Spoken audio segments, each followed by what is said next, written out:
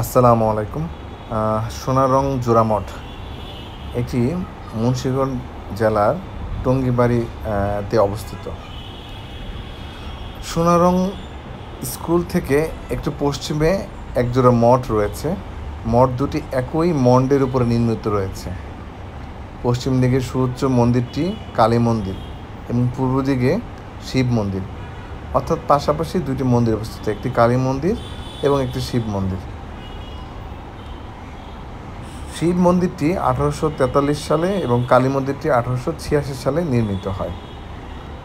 সোনারং গ্রামে একসময় হিন্দু সম্প্রদায়ের একচ্ছত্র আধিপত্য ছিল। মন্দিরের একটি নামফলক থেকে জানা যায় রূপচন্দ্র নামে এক হিন্দু বণিক এই জোড়ামঠ নির্মাণ করেছেন, অর্থাৎ একজন হিন্দু ব্যবসায়ী যার নাম রূপচন্দ্র, তিনি এই জোড়ামঠ নির্মাণ করেছেন। স্থাপনা দুটি মঠ নামে পরিচিত পেলেও আসলে এগুলো হিন্দু মন্দির। কথিত আছে এই শ্রী রূপচন্দ্রের অন্ত্যেষ্টিক্রিয়া এখানেই সম্পন্ন হয়েছে। সোনারং জোড়া মঠ, which is located at Munshiganj Jila. A pair of temples is located a little west of Sonarong School. The two temples are built of the same platform. The temple on the western side is the Kali temple, and the one on the eastern side is the Shiva temple. The Shiva temple was constructed in 1843. Later, the Kali temple was built in 1886. The Hindu community once held dominance in Sonarong village.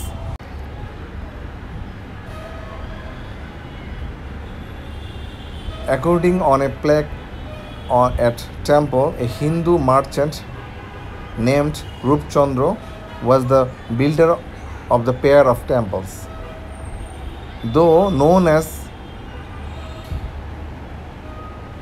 mott, but these are actually temples. It is said that last rites of Sri Rupchandra were performed here.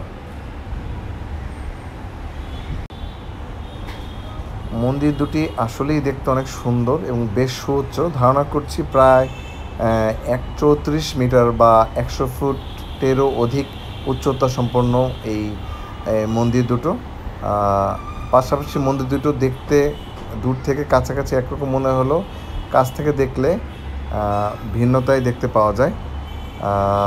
এবং খুবই মজার বিষয় হচ্ছে মন্দিরের দুটির উপরের অংশে কিছু ফাঁকা জায়গা করে রাখা হয়েছে এবং সেখানে বর্তমানে শত শত পাখি বাসা করেছে এবং পাখিগুলো সেখানে নির্ভয়ে থাকছে। তো আপনাদের সবাইকে ধন্যবাদ। আসসালামু আলাইকুম।